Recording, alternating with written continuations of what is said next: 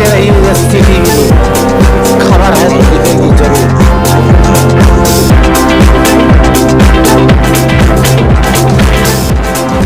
क्या है नेशनल इत्तेहाद मंच का मिशन, सुनिए इस्माइल बाटली वाला की जुबानी, जो है नेशनल इत्तेहाद मंच के संयोजक। हमारे इत्तेहाद मुहिम का नेशनल लेवल पर ये है और जो आम आदमी के लिए है, ये कहना चाहूँगा। और ख़ास करके जब हम इत्तेहाद मुहिम चला रहे हैं, हमारे इत्तेहाद मुहिम का मकसद जो है सिर्फ ये नहीं है कि मुसलमानों के चंद वोट ले करके चंद MP और MLA बना लेना या चंद लोगों को मिनिस्टर बना देना। हमारे इत्तेहाद मुहिम का नेशनल लेवल पर ये है और जो आम आदमी के लिए है, बशर्ते ये कि मैं गो के मुस्लिम हूँ, इसलिए मुझे तो पहले अपने परिवार में ही बात करना होगा। जैसे कि आपके घर में अगर आग लग जाए तो मुझे तो आवाज़ उठानी पड़ेगी, हल्ला करना पड़ेगा कि भाई फारूक साहब के घर में आग लगी है, चलो बुझाएं। तो किसको मैं आवाज़ दूं, किसके साथ हल्ला करूं? जाहिर बात है कि पहले तो मेरे घर वालों को बोलना पड़ेगा, भैया चलिए आग बुझाते हैं। पड़ोसियों को बोलना पड़ेगा, आसपास के लोगों को बोलना पड़ेगा। इस पद्धति से मैं आवाज़ कर रहा हूं, क्योंकि मैं मुस्लिम समाज से ताल्लुक़ रखता हूं। इसलिए मैं पहले आह्वान ये कर रहा हूं कि भैया देश भर में आग लगी है और चलो हम लोग आग बुझाने के लिए चलते हैं। हमारा इत्तेहाद का मतलब यह है देश की आग बुझाना है, ना कि सिर्फ मुसलमानों के घरों की आग बुझाना है, सभी घरों की आग बुझाने हैं। इसलिए हम अपने परिवार को पहले बुलाते हैं। जब मेरा परिवार आगे बढ़कर के आग बुझाने में लगेगा तो मैं यकीन मानता हूं कि देश के सभी परिवार, सभी तरह के लोग उसमें शामिल हो जाएंगे। जैसे कि जंगे आज़ादी में सबने हिस्सा लिया और देश की आग को बुझाया और वहाँ अमन शांति कायम की। हमारा मिशन ये है साहिब जी। मुस्लिम क़यादत का मकसद क्या, मतलब क्या? मुस्लिम क़यादत का मकसद ये है कि अभी तक 73-74 साल हो गए हैं आज़ादी के। इस आज़ादी में नेहरू के सेकुलरवाद को भी जनता ने देख लिया है, लेनिनवाद को भी देख लिया है, मार्क्सवाद को भी देख लिया है, बहुजनवाद को भी देख लिया है, लोहियावाद को भी देख लिया है, समाजवाद को भी देख लिया है, यहाँ तक के हिंदुत्ववाद को भी देख लिया है, देख रहा है। हमारा कहना यह है कि भाई इन तमाम वाद को आपने देखा है, एक बार हमारे भी वाद को देखने की कोशिश करें। हम भी कुछ रखना चाहते हैं देश के सामने, देश की आम जनता के सामने रखना चाहते हैं। यदि देश की जनता को पसंद हो, ये लोकतांत्रिक देश है, यदि हमारी बात को पसंद किया जाए, हमारे पॉलिसी को पसंद किया जाए, जनता पसंद करती है, तो फिर हमें मौका मिलना चाहिए। मतलब हमें मौका मिलना चाहिए मतलब ये कि मुस्लिम नेतृत्व में जो एक स्वदेशी पॉलिटिकल सिस्टम हम लाना चाहते हैं। ये जो पॉलिटिकल सिस्टम है, ये विदेशी पॉलिटिकल सिस्टम है, ये अंग्रेजों का पॉलिटिकल सिस्टम है जो हमारे देश पर राज कर रहा है।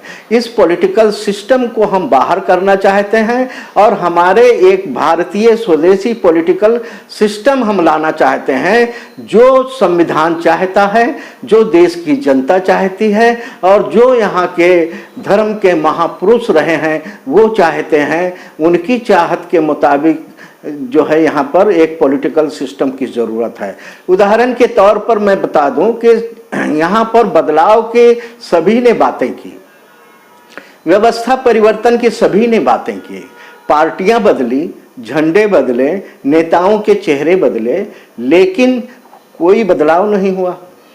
कारण ये है कि पॉलिटिकल सिस्टम वही है। बीमारी जो है वो पॉलिटिकल सिस्टम में है, ना कि पार्टियों में, ना नेताओं में। सर एक बात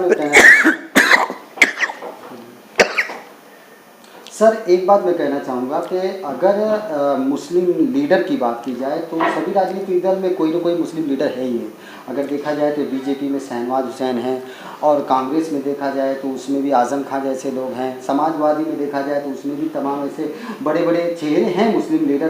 तो क्या यहाँ पर छोटी जो पिछड़ी जात के लोग हैं या मुस्लिम समाज के लोग हैं, क्या उनकी कोई सुनवाई पहुँच नहीं रही है या वो पहुँचाते नहीं हो? देखिए, इस पॉलिटिकल सिस्टम पर मेरा अंकुश है, मेरा जो प्रहार है पॉलिटिकल सिस्टम पे है। आजम खान समाजवादी में भले हों या गुलाम नबी आज़ाद कांग्रेस में भले हो, या शहनवाज हुसैन बीजेपी में भले हों, कहीं भी कोई भी हो, समझे साहब, या असदुद्दीन ओवैसी MIM चला रहे हैं, मुस्लिम लीग चला रहे हैं, हमारे लोग भी, डॉक्टर अयूब जो है पीस पार्टी चला रहे हैं, हमारी भी पार्टियां हैं, ये सभी की सभी पार्टियां मौजूदा पॉलिटिकल सिस्टम का ही हिस्सा हैं। ये मुस्लिम हों, गैर मुस्लिम हों, कोई भी बिरादरी से ताल्लुक़ हों, निचली जाति से ताल्लुक़ रखने वाले हों, ऊंची जाति से ताल्लुक़ रखने वाले हों, अगर वो उस पॉलिटिकल पार्टी के, उस पॉलिटिकल सिस्टम के हिस्सा हैं तो उसमें से कोई भी अच्छा दिन नहीं देख सकेगा, क्योंकि बीमारी जो है उस पॉलिटिकल सिस्टम में है। मैं कह रहा हूं कि पार्टियों में नहीं है, नेताओं में नहीं है, बल्कि उस पॉलिटिकल सिस्टम में है। मैं उस पॉलिटिकल सिस्टम को आपको उदाहरण देता हूं कि फारूक साहब, आप सफ़ेद साफ सूफ लिबास में बहुत अच्छे से नए कपड़ों में तैयार हो करके आइए और कोयले की खान में घुस जाइए, साहब आप काला होकर ही आओगे। आपका जो पॉलिटिकल, हमारा मौजूदा पॉलिटिकल सिस्टम है वो काले कोयले की खान की तरह है। वहाँ ईमानदार से ईमानदार आदमी भी जाएगा, वो काला होकर ही आएगा। ज़रूरत कहाँ है फिर उस गोडाउन को बदलिए साहब। बीमारी वहाँ है, ना बे फारूक में है, ना इस्माइल में है, ना इकबाल में है, वहाँ बीमारी नहीं है, बीमारी उस काले गोडाउन में है। उस काले गोडाउन को आपको बदलना होगा, तभी इस देश में बदलाव आएगा। और देश की जनता महसूस कर रही है, आप देखेंगे वो बदलाव चाहती है, लेकिन बदलाव कैसे चाहती है, उसको पेश कर दिया जाता है, ये मेरी पार्टी है, ये व्यवस्था बदलाएगी, वो मेरी पार्टी है, व्यवस्था बदलाएगी, इस तरह की बातें लाते हैं, लुभावने नारे देते हैं। तो उसमें और सिस्टम वही है, उसी सिस्टम के हिस्से में से आते हैं, कोई बदलाव नहीं आएगा। और जिस सिस्टम में बेईमानी ही रसी बसी है, उसमें अच्छे दिन कैसे आ सकते हैं? बिल्कुल नहीं आ सकते हैं। इसलिए उस कोयले के गोडाउन को आपको बदलना पड़ेगा।